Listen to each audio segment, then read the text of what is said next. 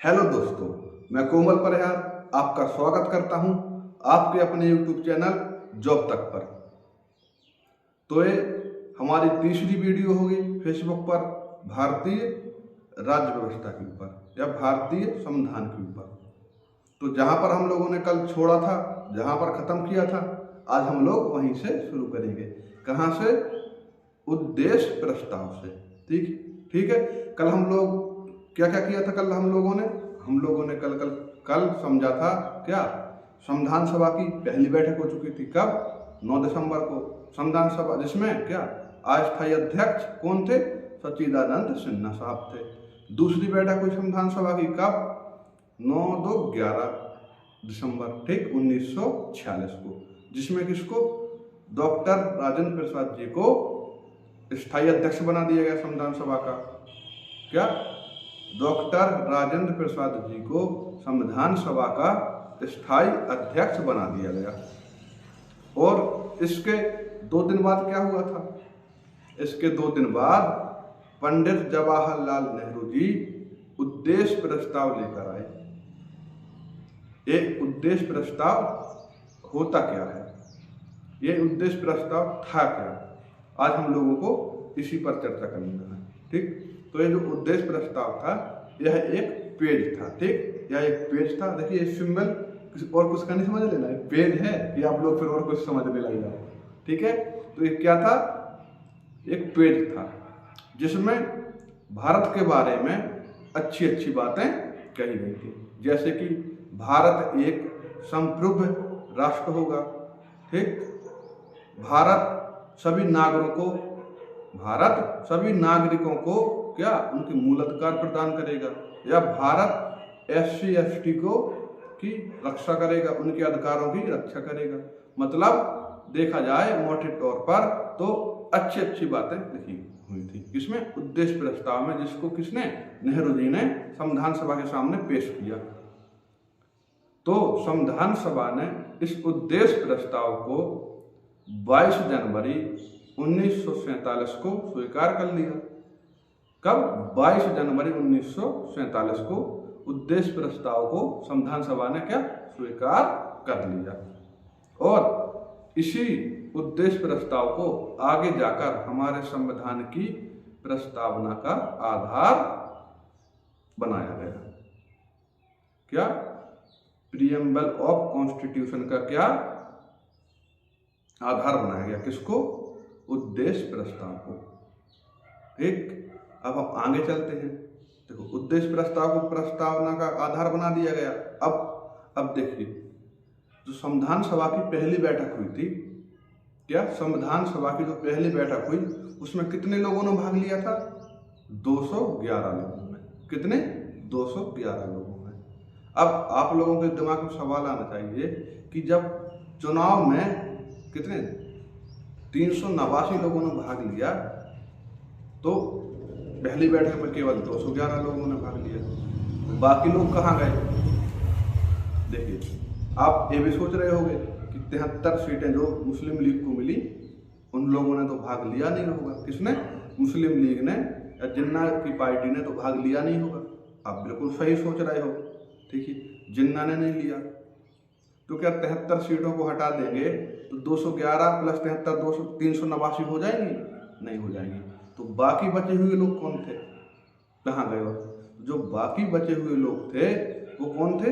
देशी रियासतों के। कहाँ के? देशी रियासतों के लोग थे, जो राजा रजवाड़ा लोग थे वो थे। उन लोगों ने संविधान सभा के निर्माण में भाग नहीं लिया। क्यों नहीं लिया? ये भी जानिए। देखिए, कोई राजा होता है, वो अपने इलाके का मालिक होता है, जो चाहे वो कर सकता है। समझ रहे हो ना? हर चीज उसकी मर्जी से होती है। अगर वो लोग संविधान सभा के निर्माण में अपना योगदान देते तो क्या होता? उनकी शक्तियां खत्म हो जाती हैं नहीं। आप उदाहरण से समझिए, जैसे कि आप किसी कंपनी के मालिक हैं। क्या? आप किसी कंपनी के मालिक हैं, तो आप जब चाहो उस कंपनी में काम शुरू कर सकते हो। आप चाहो तो रात में भी काम लगवा सकते हो, आप चाहो तो दिन में भी काम लगवा सकते हो। लेकिन अगर आप उसमें किसी पार्टनर को रख लिया आपने, तो क्या आपकी चलेगी? क्या नहीं चलेगी। आपका हो गया शाम को, पार्टनर करेगा आपका सुबह को। बस यही सब चीजें राजाओं के दिमाग में चल रही थी। इसलिए उन राजाओं ने संविधान सभा के निर्माण में अपना कोई सदस्य को नहीं भेजा। फिर क्या करना था? फिर उनको संविधान सभा में लाने के लिए, संविधान सभा में लाने के लिए किसको? अपने पटेल साहब को भेजा गया। तो क्या जो रियासती मंत्रालय था उसका अध्यक्ष किसे बना गया? किसको बनाया गया? अपने पटेल साहब को बनाया गया। और पटेल साहब के जो सलाहकार थे कौन थे? बीपी मेनन साहब थे। दोनों लोगों को बनाया गया। तो पटेल साहब ने इन देशी रियासतों के राजाओं के पास जाकर सबसे बैठ करके किया और समझाया। जिस तरीके से माने, साम दाम दंड भेद, जिस तरीके से माने समझाया और लाए। तो देखिए, पहली बैठक में कौन थे? कितने थे? 211। और संविधान सभा की आखिरी बैठक में कितने हो गए? 283 लोग हो गए के आसपास, 283 के आसपास लोग हो गए आखिरी बैठक में। तो देखिए, तो पटेल साहब हैं, उन्होंने भारत को भारत बनाने में, अखंड भारत बनाने में बहुत बड़ा योगदान दिया है। ऐसे ही नहीं उनकी प्रतिमा, स्टैच्यू ऑफ यूनिटी बनाई गई है। ठीक है, कभी फुर्सत मिले, टाइम मिले तो पटेल साहब के बारे में पढ़िएगा। तो चलिए हम आगे चलते हैं। क्या लास्ट अंतिम बैठक में कितने? 283 लोग आ गए। पहले में 211, अंतिम में 283 लोग। अब चलिए, देख समथिंग बता रहा हूं मैं, आंकड़े सब लगभग 283 के आसपास। ठीक, 283। अब आप लोग सोचिए, हो गए। अब हम लोगों को 283 लोग हो गए, तो क्या करना था? अब संविधान बनाने की बारी आई। क्या सबको विषय देना था। तो अब आप लोग बताइए, क्या जो 200 प्लस जो लोग हैं, किसी एक साथ सभी लोग किसी एक मुद्दे पर सहमत हो पाएंगे? हो पाएंगे? 200 लोग क्या एक मत में वोट कर पाएंगे? तो किसी के विचार कुछ होंगे, किसी के विचार कुछ होंगे। अब 200 लोगों की छोड़िए, आप 100 लोगों की एक क्लास में देख लीजिए।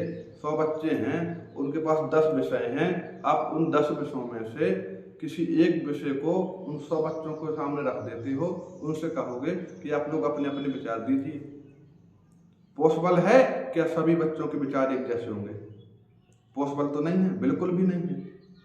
लेकिन अगर आप उन 100 बच्चों में से 10-10 बच्चों के 10 ग्रुप बना लोगे और उन्हीं 10 विषयों को, सभी ग्रुपों को एक एक विषय दे दोगे, तो क्या इससे संभव है कि एक मत हो सकता है? अगर एक साथ नहीं आएंगे तो क्या बहुमत से तो कोई फैसला आएगा? आएगा या नहीं आएगा? 6 लोग तो एक मत हो जाएंगे, तो बहुमत से तो फैसला आएगा। इसी प्रकार हमारे संविधान सभा ने भी यही किया कि 20-22 लोगों के छोटे छोटे समूह बना लिए। तो इन्हीं समूह को क्या कहते हैं? संविधान सभा की समितियां। ठीक, क्या संविधान सभा की कमेटी या समितियां। ठीक, जिनमें से समितियां क्या थी? जिनमें से एक समिति कौन सी थी? एक कमेटी थी संघीय संविधान समिति। कौन? संघीय संविधान समिति, जिसके अध्यक्ष कौन थे? नेहरू जी थे। इसका कार्य क्या था? समिति तो बनी संघीय संविधान समिति।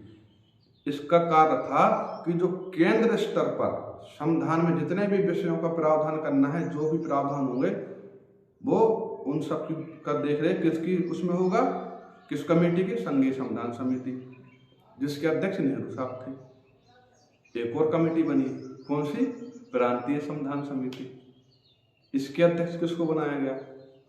इसका अध्यक्ष अपने पटेल साहब को बनाया गया। ठीक, तो इसका कार्य क्या था?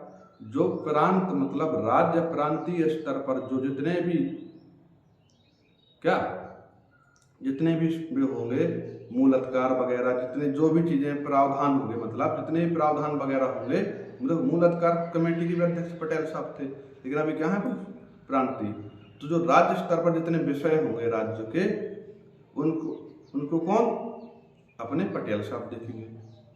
ठीक, तो संघ स्तर पर जो भी प्रावधान होंगे उनको नेहरू जी, और प्रांतीय स्तर पर जितने प्रावधान होंगे उनको कौन, पटेल साहब।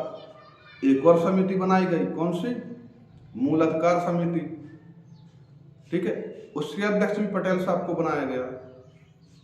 एक और कमेटी बनी, कौन सी, अल्पसंख्यक, इसका भी किसको, पटेल साहब को बनाया गया। ठीक, इसी प्रकार आजादी के 14 दिन बाद एक कमेटी और बनाई गई।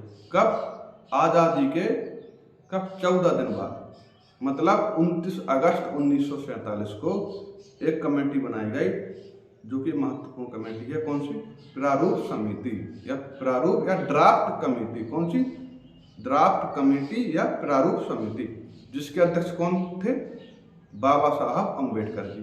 कौन, प्रारूप समिति बनाई गई आज़ादी के 14 दिन बाद। आज़ादी मिली थी हम लोगों को कब, 15 अगस्त 1947 को, और ये कब, 29 अगस्त 1947 को क्या, प्रारूप समिति का गठन हुआ, जिसके अध्यक्ष थे कौन, बाबा साहब अम्बेडकर साहब।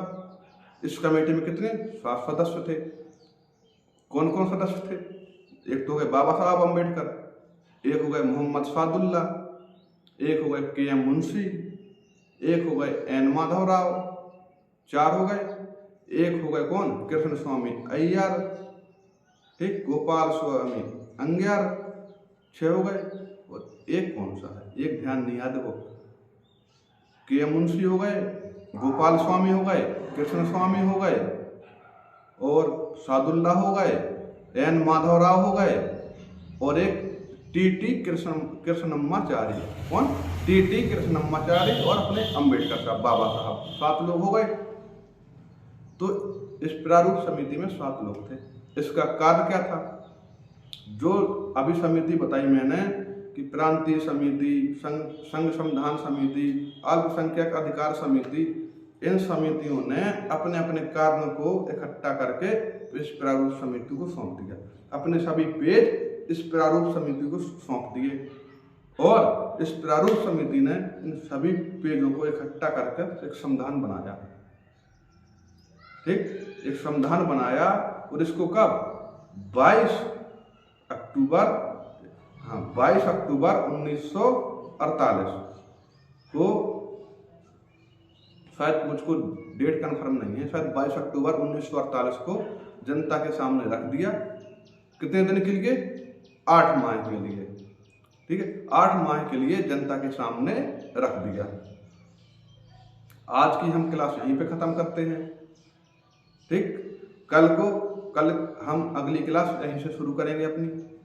कहाँ से, जो संविधान जनता के सामने रख दिया, अगली वीडियो हम कल यहीं से लाएंगे, और चलेंगे कि संविधान सभा में कितनी महिलाएं थी, कितने दिन टाइम लगा, क्या क्या, कल हम सब जानेंगे यही सब। तो चलिए, मिलते हैं, आपसे विदा लेते हैं, मिलते हैं कल की वीडियो में। आपका दिन शुभ हो।